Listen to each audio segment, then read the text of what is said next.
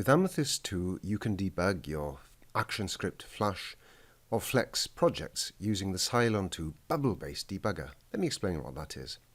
Here I've started a debugging session and various debug bubbles pop up.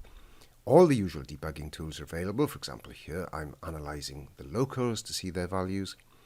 The bubbles, though, display the call graph, the ways in which methods are called as the debugging continues, and I can hover in a bubble to drill down into various variables and examine them just as I could in the normal debugger, the one that would run in Amethyst 1 and is still available in Amethyst 2, but I can either use the full screen debugger or the bubbles to drill down and examine variables. Now I can carry on stepping through my debugging session using F10 or F11 when I want to go into something that's been called here, a method's been called, another bubble pops up. I carry on tracing through F10. As I trace through, the bubbles disappear, and I can rearrange the bubbles by just dragging them around on screen and look at the arrows that connect the bubbles so I can see which method has called which other method. And if I want to arrange the bubbles, then I can either cascade them or I can tile them. There are various options you can use to configure the way that the debugger works. If you don't want to display bubbles at all, well, you just turn Use Bubbles off, that is by setting it to false. Then you'll be returned to the default debugger, the one that was very similar to in Amethyst 1 and is similar to the other debuggers that you might use with languages such as C# or Visual Basic in Visual Studio, in which you step through code in the full screen editor. You can also change the way that the bubbles are shown on your screen. So far I've been using a virtual bubble debug canvas. That means that the bubbles just pop up over the editor so that you've seen them overlying the code editor in Visual Studio.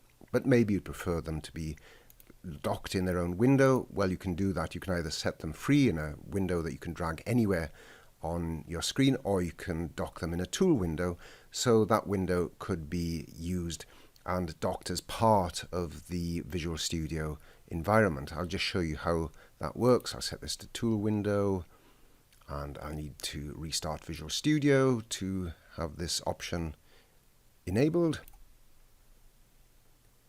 And this time my bubble debug canvas is in this tool window, so I can place it wherever I want in the Visual Studio environment and dock it just like any of the standard windows.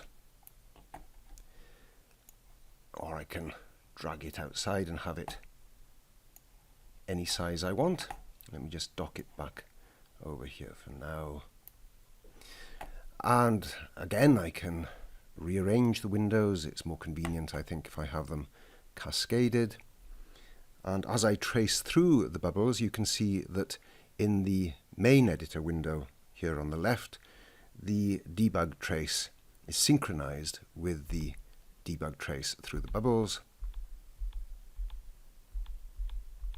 So that gives you a very quick overview of some of the new options in the Cylon 2 debugger in Amethyst 2. And Amethyst 2 is SapphireSteel Software's professional development environment for Visual Studio for developers of ActionScript, Flash and Flex. And for more information, come to the SapphireSteel Software website at www.sapphiresteel.com.